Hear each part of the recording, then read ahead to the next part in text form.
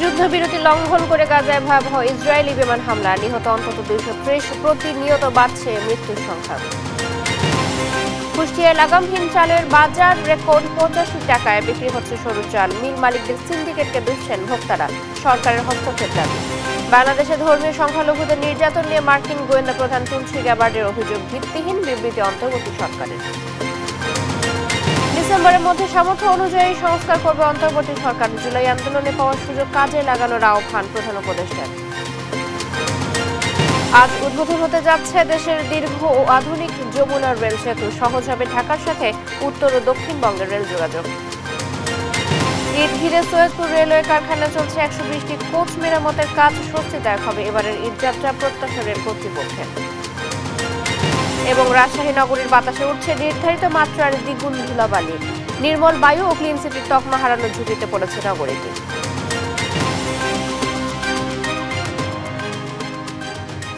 দেখছিলেন সংবাদ শিরোনাম, এবারে বিস্তারিত সংবাদ। সকালে আপনাদের সাথে আছে জয়তী সরওয়ার। যুদ্ধবিরতির অবসান ঘটিয়ে পবিত্র রমজানে গাজায় উপত্যকায় ভয়াবহ আগ্রাসন শুরু করেছে ইসরায়েলি বাহিনী। রাতভর থেমে থেমে বিমান হামলায় প্রাণহানি ছাড়িয়েছে 2 শতাধিক। হাসপাতালে আহতের দীর্ঘ সারি। যুদ্ধবিরতি একতরফাভাবে ভঙ্গ করেছে বলে দাবি করেছে হামাস। এদিকে হোয়াইট হাউস জানিয়েছে ট্রাম্প প্রশাসনের সাথে আলোচনা করেই আবারও অভিযান শুরু করেছে নেতানিয়াহু প্রশাসন। লুৎফর কবিরের রিপোর্ট।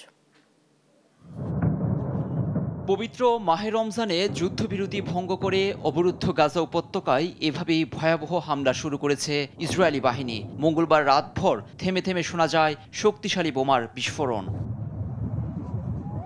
ঘনবসতি গাজা সিটি, বেত লাহিয়া, খান ইউনিস, রাফাসহ আরও অনেক জায়গায় বহু ফিলিস্তিনির প্রাণহানির খবর পাওয়া গেছে। বিশেষ করে খান ইউনিসের আশ্রয় শিবিরে বোমা হামলায় ঘুমের মধ্যেই নিহত হন অনেকেই। চারদিকে ছড়িয়ে পড়েছে আতঙ্ক।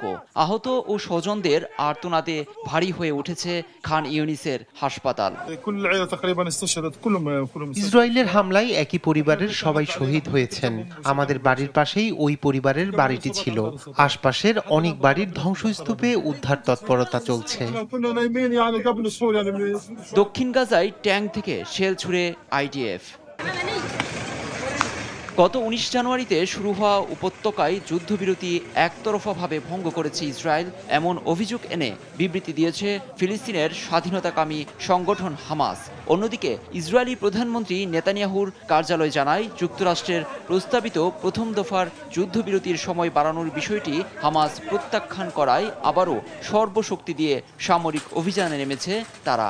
চুক্তির দ্বিতীয় দফা নিয়ে কাতারের দোহায় বিবদমান পক্ষগুলোর আলোচনার মাঝেই এ ঘটনা ঘটল। এদিকে মার্কিন প্রেসিডেন্ট ট্রাম্পের সঙ্গে আলোচনা করেই উপত্যকায় তেল আবিব হামলা চালিয়েছে বলে দাবি করেছে হোয়াইট হাউস। লুৎফর কবির, নিউজ ডেস্ক, দেশ টিভি। কুষ্টিয়ায় বেসামাল হয়ে পড়েছে চালের বাজার। ইতিহাসের সর্বোচ্চ রেকর্ড দাম 85 টাকা কেজি দরে বিক্রি হচ্ছে সরু মিনিকেট চাল। এছাড়া সব ধরনের চালের দাম কেজিতে বেড়েছে 3 টাকা থেকে 4 টাকা। সবচেয়ে নিম্নমানের চালের দামও 56 টাকা কেজি। রমজানের চালের এমন অস্বাভাবিক দাম বৃদ্ধিতে ক্ষুব্ধ সাধারণ ভোক্তারা পড়েছেন চরম বিপাকে, দুষছেন মিল মালিকদের সিন্ডিকেটকে। তবে মিল মালিকরা বলছেন, ধানের দাম বৃদ্ধি ও সংকটের কারণেই বাড়ছে চালের দাম। ইরফান রানার ক্যামেরায় নাহিদ হাসান তিতাসের রিপোর্ট।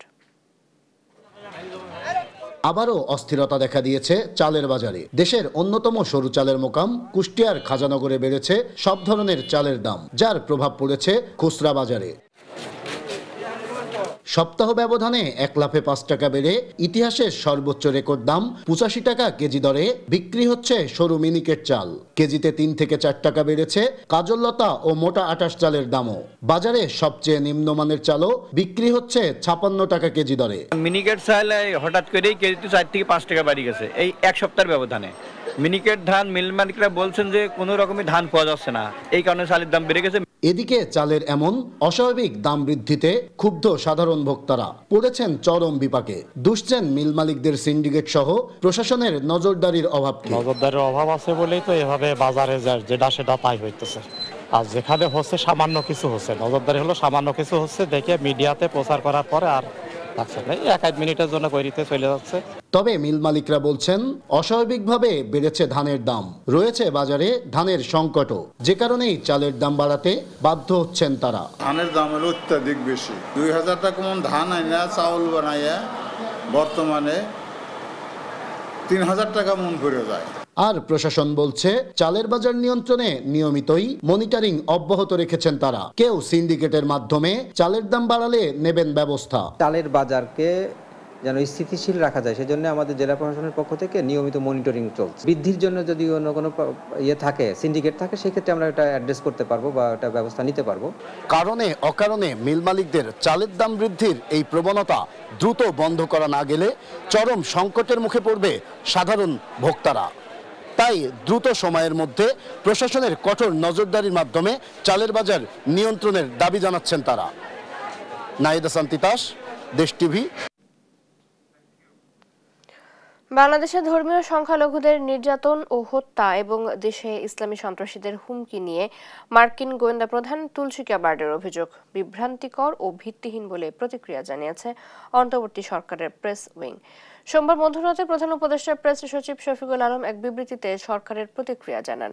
বিবৃতিতে তিনি বলেন, আমরা গভীর উদ্বেগ ও দুঃখের সাথে মার্কিন যুক্তরাষ্ট্রের ডিরেক্টর অব ন্যাশনাল ইন্টেলিজেন্স প্রধান তুলসী গ্যাবার্ডে করা মন্তব্য লক্ষ্য করেছি। তিনি বাংলাদেশে ধর্মীয় সংখ্যালঘুদের নির্যাতন ও হত্যা এবং দেশে ইসলামী সন্ত্রাসীদের হুমকি রয়েছে বলে অভিযোগ করেছেন। তার এমন বক্তব্য বিভ্রান্তিকর ও ভিত্তিহীন, যা বাংলাদেশের ভাবমূর্তি ও সুনামকে আঘাত করে বলেও জানানো হয় ওই বিবৃতিতে। এ সময় বিবৃতিতে আরো বলা হয়, বাংলাদেশ বরাবরই অন্তর্ভুক্তিমূলক ও শান্তিপূর্ণ ইসলাম পালনের ঐতিহ্যের জন্য সুপরিচিত। বাংলাদেশ সন্ত্রাস ও চরমপন্থার বিরুদ্ধে লড়াইয়ে গুরুত্বপূর্ণ অগ্রগতি অর্জন করেছে বলেও উল্লেখ করা হয় বিবৃতিতে।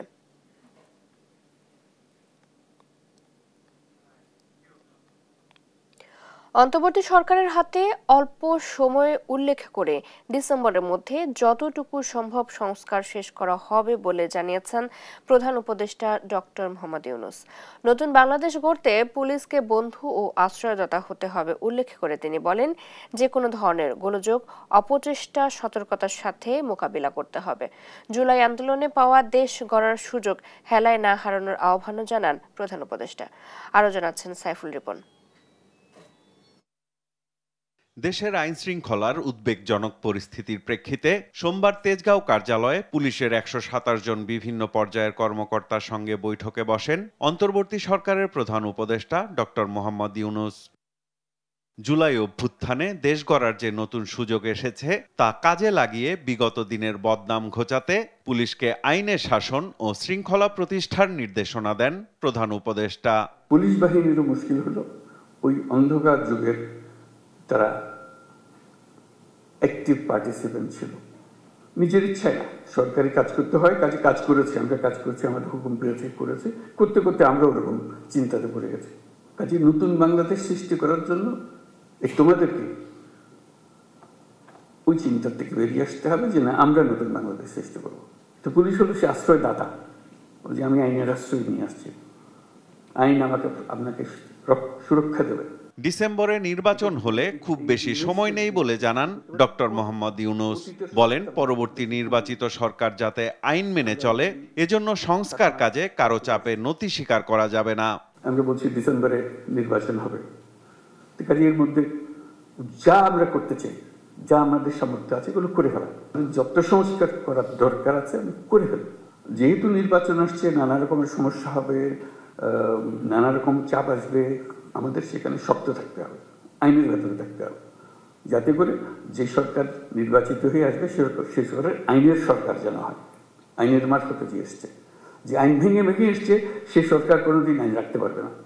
দেশ একটা যুদ্ধাবস্থার মধ্যে আছে উল্লেখ করে তিনি বলেন, যে কোনো গোলযোগের অপচেষ্টা মোকাবেলায় সজাগ থাকতে হবে। যারা পরাজিত শক্তি তারা সুযোগ গ্রহণ করবে, একটা উস্কিয়ে দেবে, একটা কিছু গোলমাল পাকিয়ে দেবে। সে তো সম্মুখ যুদ্ধে আসতে পারছে না, সে কথা একটা প্রচার করবে, প্রচার করে দিয়ে একটা মহাকাণ্ড তুলে দেবে যে এই ওকে মেরে হয়েছে, ও কি হয়েছে, ও এইরকম করেছে। এটা কন্টিনিউয়াসলি চলতে থাকবে। যতই নির্বাচন কাছে আসবে ততই তীব্রতর হবে, কেন ওই পরিবর্তন হয়ে গেলে আবার তারা মনে করবে যে আমরা আরেকবার পরাজিত হয়ে গেলাম। এটা তীব্রতর করতেই থাকবে। ওইখানেও ফ্রন্ট ফোর্স হলো পুলিশ বাহিনী, নজরে রাখা এবং সবার দিকে খেয়াল রাখা। নারীর নিরাপত্তাহীনতা মেনে নেওয়া যায় না মন্তব্য করে যথাসম্ভব আইন প্রয়োগের নির্দেশনাও দেন প্রধান উপদেষ্টা। আমাদের দেশের অর্ধেক মানুষ অসহায় হয়ে পড়েছে, তাদের প্রতি দৃষ্টি দেওয়ার কেউ নাই। তার রাস্তাঘাটে চলতে গেলে ভয় লাগে, কথা বলে আপনার মেয়ে রাস্তা দিয়ে যায়, সে ভয়ে বয়ে যায়। এটা কোন ধরনের কথা? সাইফুল রিপন, দেশ টিভি, ঢাকা। ডিএনএ প্রতিবেদন ছাড়াই করা যাবে ধর্ষণের বিচার। এক্ষেত্রে চিকিৎসা সনদ এবং পারিপার্শ্বিক সাক্ষীর ভিত্তিতে বিচারকের অনুমোদন লাগবে। এছাড়া শিশু ধর্ষণের বিচারে বিশেষ ট্রাইব্যুনালের বিধানও থাকছে আইনটিতে। সোমবার উপদেষ্টা পরিষদের বিশেষ বৈঠকে নারী ও শিশু নির্যাতন দমন আইন সংশোধনের খসড়া চূড়ান্ত হয়। বৃহস্পতিবারের সভায় চূড়ান্ত অনুমোদন দেবে উপদেষ্টা পরিষদ। আরও জানাচ্ছেন জান্নাতুল মোহনা। দুদিন আগেই সবাইকে কাঁদিয়ে না ফেরার দেশে চলে গেছে মাগুরার ধর্ষণের শিকার ৮ বছর বয়সী শিশু আসিয়া। নির্মম এই ঘটনায় টনক নড়ে সবার। তারপরও বন্ধ হয়নি ধর্ষণ সহিংসতা। নেতিবাচক সংবাদে সয়লাব খবরের কাগজ আর সামাজিক যোগাযোগ মাধ্যম। ধর্ষণ সহিংসতার বিরুদ্ধে আরও শক্ত অবস্থান নিচ্ছে সরকার। সোমবার উপদেষ্টা পরিষদের বিশেষ বৈঠকে নারী ও শিশু নির্যাতন দমন আইনের বেশ কিছু ধারা সংশোধনের সিদ্ধান্ত হয়, যেখানে শিশু ধর্ষণ মামলার বিচারে বিশেষ ট্রাইব্যুনাল গঠনের বিধান রয়েছে। শিশু ধর্ষণের মামলার বিচার করার জন্য বিশেষ ট্রাইব্যুনাল স্থাপনের বিধান রাখা হয়েছে। পরে রাজধানীর ফরেন সার্ভিস একাডেমিতে আয়োজিত সংবাদ সম্মেলনে বিস্তারিত তুলে ধরা হয়। পরিবেশ উপদেষ্টা সৈয়দা রিজওয়ানা হাসান জানান, বৃহস্পতিবার আইনটিতে চূড়ান্ত অনুমোদন দেবে উপদেষ্টা পরিষদ। ইতোমধ্যে আমরা কিছু মতামত পেয়েছি, যে মতামতগুলো পেয়েছি এগুলো যাচাই বাছাই করব আমরা কাল পরশু, এবং বৃহস্পতিবারে এই অ্যামেন্ডমেন্টটা আমরা চূড়ান্তভাবে অনুমোদন দেবে বলে আশা করছি। বিচারের ক্ষেত্রে বিলম্ব হওয়ার একটা বড় কারণ হচ্ছে পর্যাপ্ত পরিমাণ ডিএনএ ল্যাব না থাকা। এই মুহূর্তে একটি মাত্র আছে। আজকে সিদ্ধান্ত হয়েছে যে আমরা চট্টগ্রামে এবং রাজশাহীতে দ্রুততার সাথে আরও 2টা ল্যাব ডিএনএ ল্যাব স্থাপন করব। সংশোধনীতে ডিএনএ প্রতিবেদন ছাড়াই ধর্ষণের বিচারের সুযোগ থাকছে, তবে চিকিৎসা সনদ এবং পারিপার্শ্বিক সাক্ষীর ভিত্তিতে বিচারকের অনুমোদন লাগবে। আইন উপদেষ্টা জানান, ধর্ষণ নিয়ে মিথ্যা মামলা করলে কঠোর শাস্তির বিধানও থাকছে আইনে। ডিএনএর রিপোর্ট ছাড়াই আদালত যদি মনে করে মেডিকেল সার্টিফিকেট এবং পারিপার্শ্বিক সাক্ষ্যের ভিত্তিতে বিচার সম্ভব, বিচার করবে। তবে এ সংশোধনীর সঙ্গে শিশু আসিয়ার ধর্ষণ হত্যার বিচারের সংশ্লিষ্টতা নেই। দ্রুততম সময়ে বিচারের কথাও জানান তিনি। এই আইনের পাশের সাথে মাগুরায় আসিয়া হত্যা এবং ধর্ষণ মামলার বিচারের সম্পর্ক নাই। ওই বিচারে গিয়ে চলেছে নিজস্ব গতিতে, এবং আমরা মনে করি খুবই দ্রুততার সাথে এই মামলার বিচার হবে। এই মামলার তদন্ত কার্য সমাপ্তির পথে ডিএনএ রিপোর্ট পাওয়া যাবে 2-3 দিনের মধ্যে। মাজার ভাঙা বা এমন যে কোনো নৈরাজ্যের বিরুদ্ধে সরকার কঠোর ব্যবস্থা নেবে বলেও জানান উপদেষ্টারা। জান্নাতুল মোহনা, দেশ টিভি, ঢাকা। ঐকমত্য কমিশনের কাছে ইসির মতামত তুলে ধরে চিঠি পাঠিয়েছে নির্বাচন কমিশন, জানিয়েছেন ইসি সচিব আখতার আহমেদ। সোমবার জাতীয় ঐকমত্য কমিশনে চিঠি দিয়েছে ইসি। ভিন্ন মত জানিয়ে নির্বাচন কমিশন থেকে ঐকমত্য কমিশনে চিঠি পাঠানো হয়েছে। 9 থেকে 10টি বিষয়ে ভিন্নমত পোষণ করছে ইসি। এই বিষয়ে ঐকমত্য কমিশনের সহসভাপতি ডক্টর আলী রিয়াজকে চিঠি দেওয়া হয়েছে বলে জানান ইসি সচিব। আমাদের মতামত আপত্তিটা এটা খুব জোরালো এবং এর কনোটেশনটা ডিফারেন্ট। আমি বলছি যে ভিন্ন মত দিয়েছেন, ভিন্ন মত কয়টা প্রকাশ করেছে, মানে কয়টা বিষয় স্যার? 7টা কি 8টার ব্যাপারে, 8টা বিষয়ের উপরে 9 কি 10টা আমি গুনে রাখি নাই। এটা উইচ ইজ ভেরি ট্রু, আমি গুনে রাখি নাই। এটা আমরা ঐকমত্য কমিশনের যিনি ডক্টর আলী রিয়াজ স্যারের সহসভাপতি আলী রিয়াজ স্যারকে ওনাকে অ্যাড্রেস করে দেওয়া হয়েছে। আগামী নির্বাচনে প্রবাসীদের ভোটের সুযোগ দিতে প্রক্সি ভোট ছাড়া অন্য কোনো বিকল্প নেই বলে জানিয়েছেন নির্বাচন কমিশন আবুল ফজল মোহাম্মদ সানাউল্লাহ। সকালে নির্বাচন ভবনে ওআইসি ভুক্ত দেশগুলোর মিশন প্রধানদের সাথে বৈঠক শেষে তিনি কথা বলেন। জানান, বাংলাদেশের আগামী নির্বাচন সুষ্ঠু, নিরপেক্ষ ও আন্তর্জাতিক মানের করতে সব ধরনের সহায়তার কথা জানিয়েছে ওআইসি প্রতিনিধি দল। শিউলি রায়ের রিপোর্ট, জানাচ্ছেন মোহাম্মদ সাকিব। ত্রয়োদশ জাতীয় সংসদ নির্বাচন সামনে রেখে ইসির প্রস্তুতি ও কাজের অগ্রগতি নিয়ে সোমবার নির্বাচন ভবনে ওআইসিভুক্ত 10টি দেশের 11 জন মিশন প্রধানের সঙ্গে বৈঠক করেন প্রধান নির্বাচন কমিশনার এএমএম নাসির উদ্দিন। এ সময় 4 নির্বাচন কমিশনার এবং কমিশনের ঊর্ধ্বতন কর্মকর্তারা উপস্থিত ছিলেন। প্রায় 1 ঘন্টার বৈঠকের পর ওআইসির প্রতিনিধি দলের পক্ষ থেকে জানানো হয়, বাংলাদেশের আগামী নির্বাচন সুষ্ঠু, নিরপেক্ষ ও আন্তর্জাতিক মানের করতে সব ধরনের সহায়তা দেবে তারা। Malaysia will support all the reforms being undertaken by the Bangladesh government, including the electoral reforms. And Malaysia is willing to share its experience especially for the overseas voters for a free, fair and credible election. নির্বাচন commissioner Sanaullah জানান, আগামী নির্বাচনে প্রবাসীদের vote দেওয়ার সুযোগ দিতে ইসির হাতে প্রক্সি ভোটের কোনো বিকল্প নেই। আমরা যদি সত্যিকার অর্থে আমাদের প্রবাসীদেরকে ভোট দেওয়ার সুযোগ দিতে চাই, তাহলে কোনো না কোনো একটা অপশন বা সব অপশনের কম্বিনেশন আমাদেরকে নিতে হবে। আর বড় স্কেলে যদি আগামী নির্বাচনে যদি আমরা প্রবাসীদেরকে ভোট দেওয়াতে চাই, তাহলে প্রক্সি ছাড়া আর বিকল্প খুব একটা আছে বলে মনে হচ্ছে না। ভোটার তালিকায় 11,783 জনকে অন্তর্ভুক্ত করেছে নির্বাচন কমিশন। বর্তমানে 7টি দেশে কাজ চলছে। পর্যায়ক্রমে 33টি দেশে ভোটার নিবন্ধন করা হবে। এক লার্জ আমরা বলেছি, আমরা কোনো স্পেসিফিক কিছু বলি নাই, যেমন আমাদের ক্যাপাসিটি বিল্ডিং এ। এদিকে উপজেলা, জেলা ও আঞ্চলিক নির্বাচন অফিসে ডাটাবেস সার্ভার তৈরির উদ্যোগ নিয়েছে কমিশন। 2028 সালের মধ্যে কাজ শেষ করতে প্রায় $41 মিলিয়ন প্রকল্প নেওয়া হয়েছে। মোহাম্মদ সাকিব, দেশ টিভি, ঢাকা। 111-এর মতো আবারও বিএনপিকে মিডিয়া ট্রায়ালের মুখোমুখি করা হচ্ছে বলে অভিযোগ করেছেন বিএনপি ভারপ্রাপ্ত চেয়ারম্যান তারেক রহমান। রাজধানীতে এক ইফতার মাহফিলে ভার্চুয়ালি অংশ নিয়ে এমন অভিযোগ করেন তিনি। বলেন, বাংলাদেশের গণতন্ত্র, সার্বভৌমত্ব এবং জাতীয়তাবাদের শক্তির বিরুদ্ধে এক গভীর ষড়যন্ত্র চলছে। এখান থেকে উত্তরণের জন্য সবাইকে ঐক্যবদ্ধ হওয়ার আহ্বান জানান তারেক রহমান। তাইফুর রহমান তুহিনের প্রতিবেদন। রাজধানীর গুলশানের একটি হোটেলে অনলাইন অ্যাক্টিভিস্টদের সম্মানে ইফতার মাহফিলের আয়োজন করে জিয়া সাইবার ফোর্স। এতে প্রধান অতিথি হিসেবে ভার্চুয়ালি অংশ নেন বিএনপির ভারপ্রাপ্ত চেয়ারম্যান তারেক রহমান। এতে অংশ নিয়ে বিএনপি মহাসচিব মির্জা ফখরুল ইসলাম আলমগীর বলেন, এখনো নানা চক্রান্ত চলছে, সেখান থেকে উত্তরণে অনলাইন অ্যাক্টিভিস্টদের নতুন যুদ্ধের প্রস্তুতি নিতে হবে। আবার নতুন করে আমাদেরকে সেই যুদ্ধ শুরু করতে হবে। ষড়যন্ত্র শুরু হয়েছে, চক্রান্ত শুরু হয়েছে, সেই চক্রান্তকে ব্যর্থ করে দিয়ে আমাদের যোদ্ধারা তারা পারবেন এই যুদ্ধে জয়ী হতে, এই বিশ্বাস আমার আছে। ভারপ্রাপ্ত চেয়ারম্যান তারেক রহমান অভিযোগ করেন, বিএনপির জনসমর্থন কমাতে প্রতিনিয়ত মিডিয়া ট্রায়ালের মুখোমুখি করা হচ্ছে। 111-এর সময় যেভাবে বিএনপিকে মিডিয়া ট্রায়ালের সম্মুখীন করা হয়েছিল, ঠিক একইভাবে এরকম একটি প্রেক্ষাপট ধীরে ধীরে তৈরি করার চেষ্টা তারা করছে। স্বৈরাচার বিদায় হলেও এখনো জনগণের কাছে জবাবদিহিতামূলক সরকার প্রতিষ্ঠিত হয়নি জানিয়ে তিনি বলেন, আগামীতে বাংলাদেশ কিভাবে সামনের দিকে এগিয়ে যাবে তার নির্দেশনা 31 দফায় স্পষ্ট করেছে বিএনপি। দেশের ভাগ্যের পরিবর্তন হয়, দেশকে এগিয়ে যাওয়া বলে, এরকম প্রত্যেকটি কাজ সবচাইতে বেশি বিএনপি করেছে। এদিকে কাকরাইলের ডিপ্লোমা ইঞ্জিনিয়ার্স ইনস্টিটিউটে ইফতার মাহফিলে স্থায়ী কমিটির সদস্য ডক্টর খন্দকার মোশাররফ হোসেন বলেন, জনগণের আশার প্রতিফলন ঘটে এমন একটি নির্বাচন প্রত্যাশা করে বিএনপি। জাতীয় সংসদ নির্বাচন বিলম্ব হলে আমরা মনে করি এই যে সরকার, এই সরকারের ক্ষতি হবে, দেশের ক্ষতি হবে, জনগণের ক্ষতি হবে। অতএব আমরা অতি দ্রুত জাতীয় সংসদের নির্বাচন দাবি করে। তাইফুর রহমান তুহিন, দেশ টিভি, ঢাকা।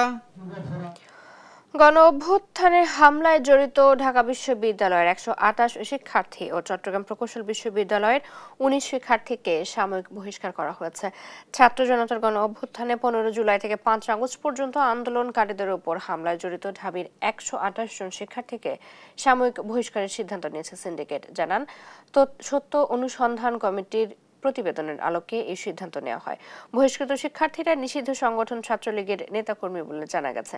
এদিকে চট্টগ্রাম প্রকৌশল ও প্রযুক্তি বিশ্ববিদ্যালয়ের 19 ছাত্রলীগ নেতাকর্মীকে বিভিন্ন মেয়াদে বহিষ্কার করেছে প্রশাসন। এর মধ্যে 7 জনকে বিভিন্ন মেয়াদে শিক্ষা কার্যক্রম ও স্থায়ীভাবে আবাসিক হল থেকে বহিষ্কার করা হয়েছে, আর আবাসিক হল থেকে সাময়িক বহিষ্কার করা হয়েছে 12 জনকে।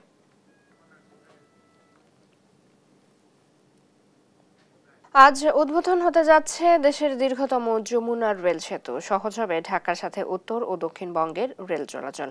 সকাল 10টা থেকে শুরু হবে আনুষ্ঠানিকতা। প্রধান অতিথি হিসেবে থাকবেন রেলপথ মন্ত্রণালয়ের সচিব মোহাম্মদ ফাহিমুল ইসলাম।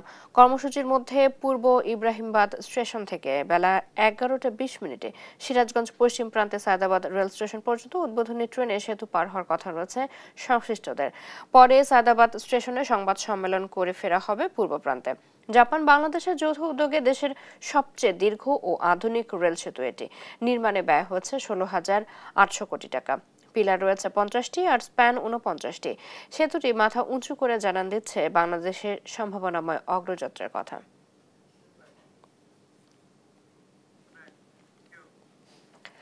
শুরু হয়েছে দেশের দীর্ঘতম যমুনা রেল সেতু উদ্বোধন অনুষ্ঠান। বিস্তারিত জানাতে টাঙ্গাইল থেকে সরাসরি যুক্ত হচ্ছেন আমাদের সহকর্মী অভিজিৎ ঘোষ। অভিজিৎ, অতিথিদের সমাগম কেমন দেখছেন? অনুষ্ঠানে কি কি পর্ব থাকছে বিস্তারিত জানাবেন। জি চৈতি, আপনি জানেন যে কিছুক্ষণ পরে এই বহুল প্রতীক্ষিত যে আধুনিক রেল সেতু নির্মাণ হয়েছে, সেই রেল সেতু আনুষ্ঠানিকভাবে কিছুক্ষণ পরে উদ্বোধন করা হবে। কিন্তু এর আগে একটি উদ্বোধন অনুষ্ঠান আয়োজন করা হয়েছে রেলের পক্ষ থেকে, এবং এই কিছুক্ষণ পরে এই অনুষ্ঠানটি শুরু হবে। এই অনুষ্ঠানের প্রধান অতিথি রয়েছেন রেলের সচিব যিনি রয়েছেন ফাহিমুল ইসলাম, এবং যিনি বিশেষ অতিথি রয়েছেন জাপানি রাষ্ট্রদূত সাইদা শিনিচি, এবং রেলের যে মহাপরিচালক রয়েছেন আফজাল হোসেন সহ রেলের ঊর্ধ্বতন কর্মকর্তারা এইখানে উপস্থিত হয়েছে, এবং কিছুক্ষণের মধ্যে এই অনুষ্ঠানে শুরু হবে। এখানে যে এই দেশের বহুল প্রচলিত যে রেল সেতু সেটি আনুষ্ঠানিকতা শুরু করবে, এবং এই আধুনিক এই রেল সেতু যে স্টিল যে গার্ডার রেল সেতু এটি, এবং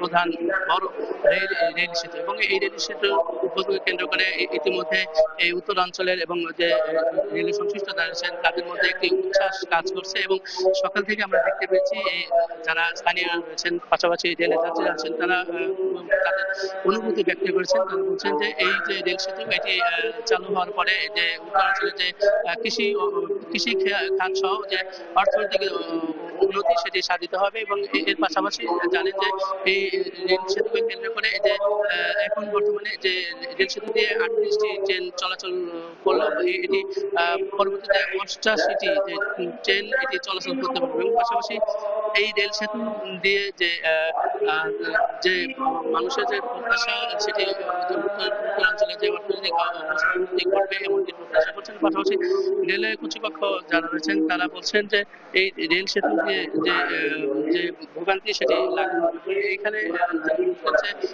রেল সচিব যিনি ফাহিমুল ইসলাম, ওনার সাথে একটু কথা বলবো। স্যার একটু বলবেন যে এই রেল সেতু আপনাদের রেল সেতু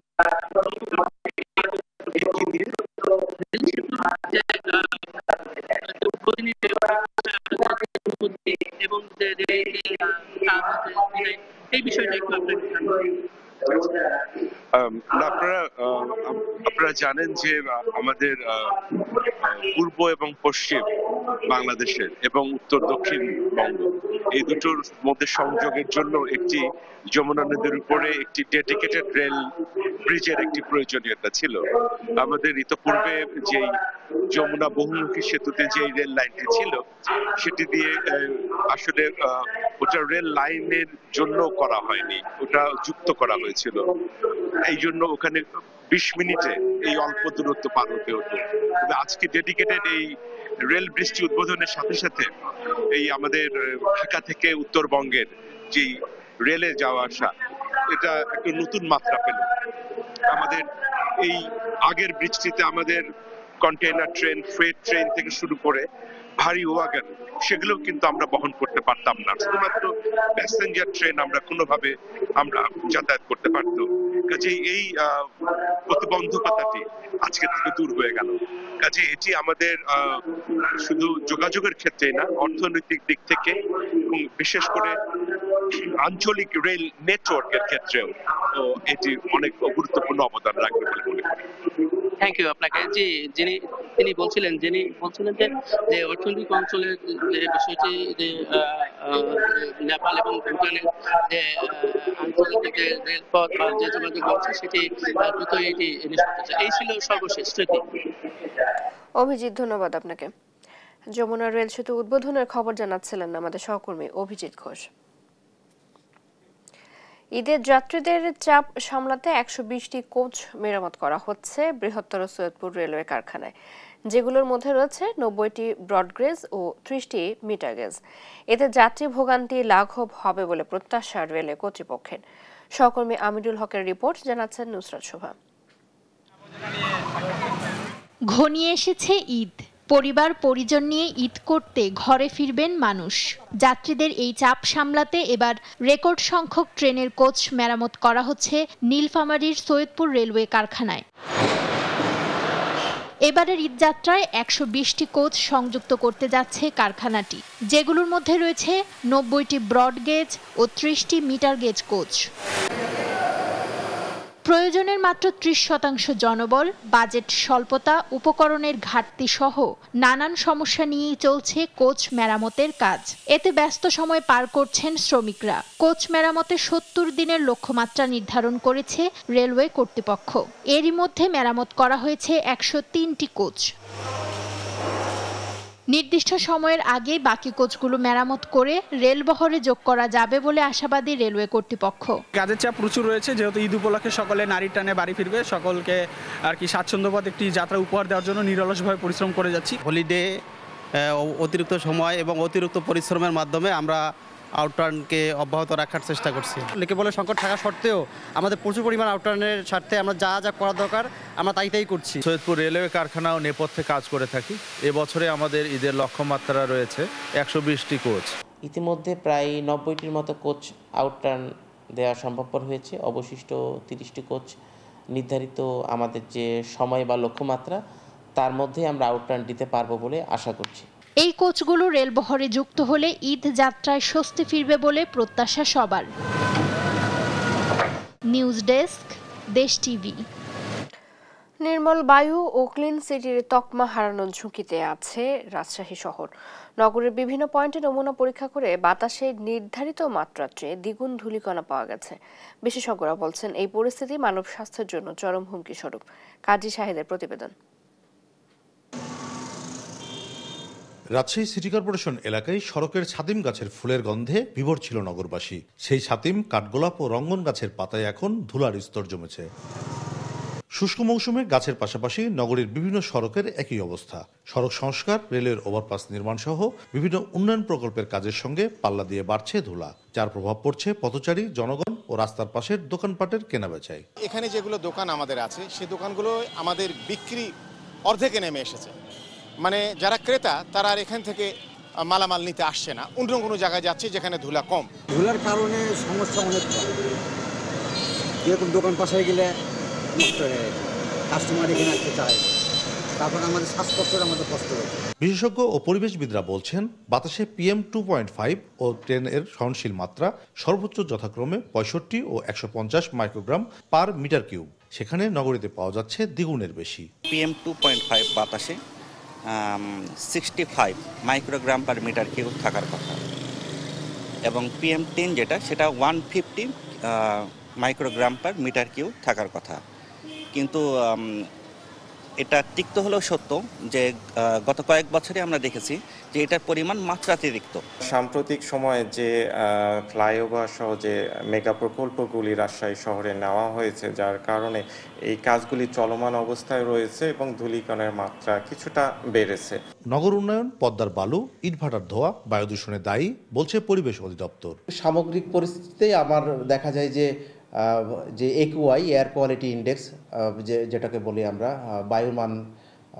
বায়ুর মানমাত্রা নির্ধারণের ক্ষেত্রে, সেক্ষেত্রে দেখা যায় আমার মেইন পলুট্যান্ট যেটা PM 2.5 এটা দেখা যায় যে অনেক সময় 150 ক্রস করে যায়।